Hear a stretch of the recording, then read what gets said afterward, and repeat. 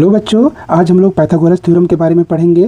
Pythagoras theorem जो है वह मैथमेटिक्स का बहुत इंपॉर्टेंट टॉपिक है। इसके प्रयोग से आप बेसिक से अपर मैथ्स को अच्छे से सॉल्व कर पाएंगे। ठीक है, पाइथागोरस थ्योरम देखिए, पाइथागोरस थ्योरम में बोल रहा है कि एक राइट एंगल ट्रायंगल एबीसी है।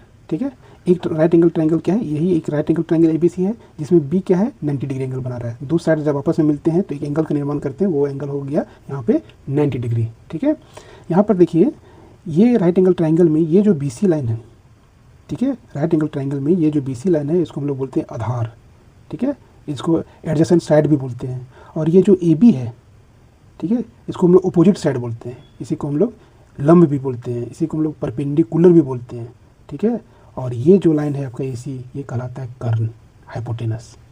ठीक है, तो यहाँ पर देखिए लिखे हैं इन right angle triangle A B C में एंगल बी एक राइट एंगल है। ठीक है, थोड़ा नहीं दिख रहा होगा लेकिन ये आपका राइट एंगल लिखा हुआ है। ठीक है, एंगल बी क्या है, एक राइट एंगल मतलब समकोण है। ठीक है, अगर इस तरह का केस में अगर A B C right angle triangle है, ठीक है, जहाँ बी क्या है, अगर 90 डिग्री है, राइट एंगल है, तब यहाँ से ए बी क्या होगा, बी सी क्या होगा, सी ए क्या होगा, इसके बारे में जानते हैं। यहाँ पर जो आपका ए और बी है, ठीक है, ए और बी, इसी को हम लोग क्या बोलते हैं, ये आपका लंब हुआ, ए बी क्या हुआ, लंब हुआ।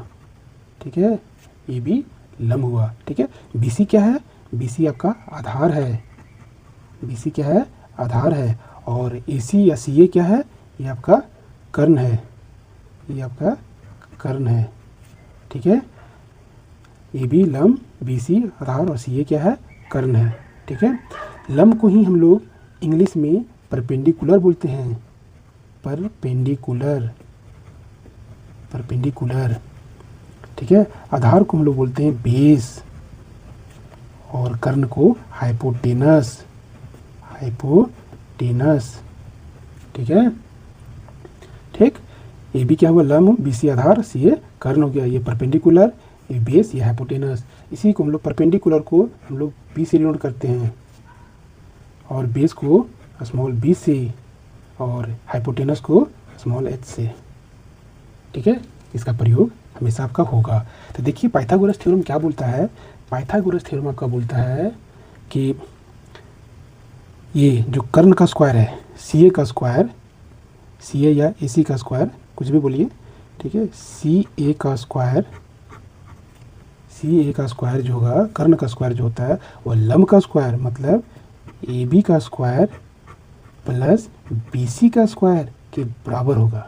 यही पाइथागोरस थ्योरम बोलता है कि कर्ण स्क्वायर जो होगा वह लंब स्क्वायर प्लस आधार स्क्वायर के बराबर होगा।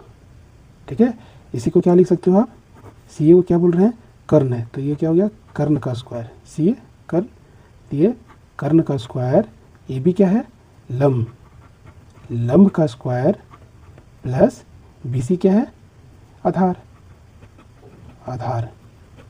ठीक है, तो कर्ण स्क्वायर जो होगा लंब स्क्वायर प्लस आधार स्क्वायर के बराबर होगा। ठीक है, इसी को क्या लिख सकते हो आप, इसी को आप लिख सकते हो, कर्ण मतलब क्या हो गया, कर्ण हाइपोटेनस मतलब small H, H square equal to लंब क्या है, लंब आपका पी है, तो ये पी स्क्वायर और आधार क्या है, बेस मतलब बी स्क्वायर। ठीक है, ये एक फार्मूला बन गया। ठीक है, यही है पाइथागोरस थ्योरम कि कर्ण स्क्वायर इक्वल टू लंब स्क्वायर प्लस आधार square, H square equal to P square plus B square. ये बहुत इंपॉर्टेंट फार्मूला हो गया, इसका प्रयोग आपका हर जगह होगा। ठीक है, अब यहाँ से देखिए, एच स्क्वायर बोल रहा है, कर्ण स्क्वायर बोल रहा है, लंब स्क्वायर प्लस आधार स्क्वायर। अगर आपसे यहाँ से पूछ देगा कि पी स्क्वायर क्या होगा, बी स्क्वायर क्या होगा, तो यहाँ से दो फार्मूला निकाल सकते हैं। यहाँ से हम लोग अगर पूछा जाए कि पी स्क्वायर क्या होगा, ठीक है, इस फार्मूला से कि पी स्क्वायर बराबर क्या होगा, तो कुछ नहीं करना है। अगर पी पूछेगा तो ये पूछ रहा है तो बी को इधर ले जाओ, तो पहले से क्या है, एच स्क्वायर माइनस बी इधर चला जाएगा तो माइनस बी स्क्वायर, पी निकल गया। ठीक है, उसी तरह से अगर बी का स्क्वायर पूछा जाए, ठीक है, बी का स्क्वायर इक्वल टू क्या हो जाएगा, तो पी इधर ले जाओ, H square minus P square. ठीक है, ये तीनों फार्मूला याद रखिएगा। ठीक है, एच स्क्वायर वो equal to P square plus B square, P square equal to H square minus B square और B square equal to H square minus B square. ठीक है, अब यहाँ एक चीज़ समझिए जो कि अक्सर बच्चे गलती करते हैं। ठीक है, नोट में उसको बता देते हैं। ठीक है, ये जो आपका पी है परपेंडिकुलर, ये जो बी है बेस है और ये एच जो हाइपोटेनस है, ये तीनों ये है क्या, एक तरह का साइड है। भुजा ही है, ठीक है। ये तीनों क्या है, भुजा है, साइड है, ठीक है। ये साइड है, साइड मतलब भुजा है। और भुजा का जो होता है एक तरह का डिस्टेंस के रूप में होता है, ये कभी नेगेटिव नहीं होता। इस चीज़ को हमेशा याद रखिएगा। इसका वैल्यू जब भी आएगा तो वह क्या आएगा, ऑलवेज पॉजिटिव आएगा। इसका वैल्यू हमेशा पॉजिटिव होगा, ठीक है। तो इस तरह से यहाँ पर इसका वैल्यू हमेशा पी बी एच का जो भी मान आएगा वो हमेशा पॉजिटिव आएगा, क्योंकि ये साइड्स है। यहाँ पर ये आपका जो इसका वैल्यू जो होगा लंब, आधार और कर्ण, इसका वैल्यू क्या होता है, एक तरह का ये भुजा है, भुजा हमेशा पॉजिटिव होता है, ठीक है। इस चीज़ को याद रखिएगा। अब यहाँ पर एक कंडीशन को समझिए, जैसे यहाँ पर ये क्या होगा, इसका वैल्यू जब भी आएगा तो क्या आएगा, पॉजिटिव आएगा।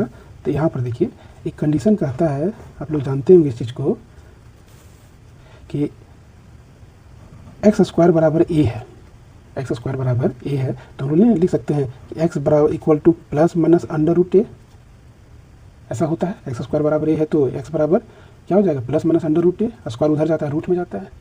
तो यहाँ पर देखिए इस केस में H square equal to P square plus B square है। अगर यहाँ से आपसे कोई पूछे कि बताओ रे बाबू एच बराबर क्या होगा, ये तो एच स्क्वायर है, ठीक है। अगर यहाँ से पूछे कि सिर्फ एच बराबर क्या होगा, तो स्क्वायर है, ठीक है। तो ये स्क्वायर इधर जाएगा तो रूट में जाएगा, ठीक है, रूट में जाएगा तो क्या हो जाएगा, P square plus B square. अब बोलोगे माइनस क्यों नहीं है, प्लस माइनस तो दोनों आता है, माइनस इसलिए नहीं, इसका वैल्यू माइनस इसलिए नहीं लिए कि एच जो होता है वो हमेशा क्या होता है, पॉजिटिव होता है, ठीक है। आपको मैं लिखा चुके हैं एच क्या है, भुजा, और भुजा का वैल्यू कभी नेगेटिव नहीं होता है। उसी तरह से यहाँ से पी का वैल्यू क्या होगा, तो पी बराबर हो जाएगा under root H square minus B square, ठीक है। नेक्स्ट है ये। उसी तरह से यहाँ से अगर बी पूछ देगा तो जो पूछ रहा है तो जो बचा वो शेष हो जाएगा, ठीक है। जैसे बी पूछ रहा है तो एच पहले आएगा, एच स्क्वायर माइनस बी, तो पी हो जाएगा, ठीक है। ये फार्मूला डायरेक्ट प्रयोग होता है, ठीक है। ये बहुत इंपॉर्टेंट फार्मूला है, इसको याद रखिएगा। को अगर पूछे कि नेगेटिव क्यों नहीं होता है तो बताइएगा कि एच बी और बी क्या होता है, ये साइड्स होते हैं, और साइड्स का वैल्यू कभी भी नेगेटिव नहीं होता है, इसका वैल्यू हमेशा पॉजिटिव होता है, ठीक है। यहाँ पे देखिए फार्मूला जो भी बताएं थ्योरम, उसके अनुसार से क्वेश्चन इसको समझते हैं, ठीक है। जैसे यहाँ पर बोल रहा है क्या, यदि किसी समकोण त्रिभुज में आधार 3 सेंटीमीटर है और लंब जो है 4 सेंटीमीटर है तो कर्ण का मान बताइए, ठीक है। कुछ नहीं, एक छोटा सा फिगर आप ड्रॉ कीजिए, ठीक है। समझने के लिए एक छोटा सा फिगर ड्रॉ कीजिए, राइट एंगल ट्रायंगल ड्रॉ कीजिए, और जो बोल रहा है उसको लिखिए। आधार बोल रहा है 3 सेंटीमीटर, तो ये आधार क्या हो गया, 3 सेंटीमीटर, यही आधार हुआ, ठीक है। और लंब बोल रहा है 4 सेंटीमीटर, तो लंब यहाँ हो गया ये 4 सेंटीमीटर। तो क्या बोल रहा है, कर्ण का मान बताइए, तो कर्ण ये इसका वैल्यू पूछ रहा है, ठीक है। बहुत ईजी होता है क्वेश्चन, सिर्फ आपको फार्मूला में सेट कर देना है। तो इसका सोल्यूशन करने के लिए पहले जो दिया हुआ है उसको लिख दीजिए। सोल्यूशन में जो दिया हुआ है गिवन, गिवन क्या क्या दिया हुआ है आपका, ये आधार हुआ, तो आधार में बोले तो बी, ठीक है। बी कितना दिया हुआ है, 3 सेंटीमीटर, बी आपका 3 सेंटीमीटर। और क्या दिया हुआ है, पी दिया हुआ है, पी दिया हुआ है कितना, 4 सेंटीमीटर, इतना दिया हुआ है। तो क्या फाइंड करना है, टू फाइंड, क्या फाइंड करना है, एच, ये फाइंड करना है, ठीक है। अब अभी आपको हम बताएं कि अगर एच निकालना है तो एच का जो फार्मूला होता है वो अंडर रूट एच है, ठीक है। तो यहाँ निकालना दोनों का स्क्वायर का सम होता है, ठीक है।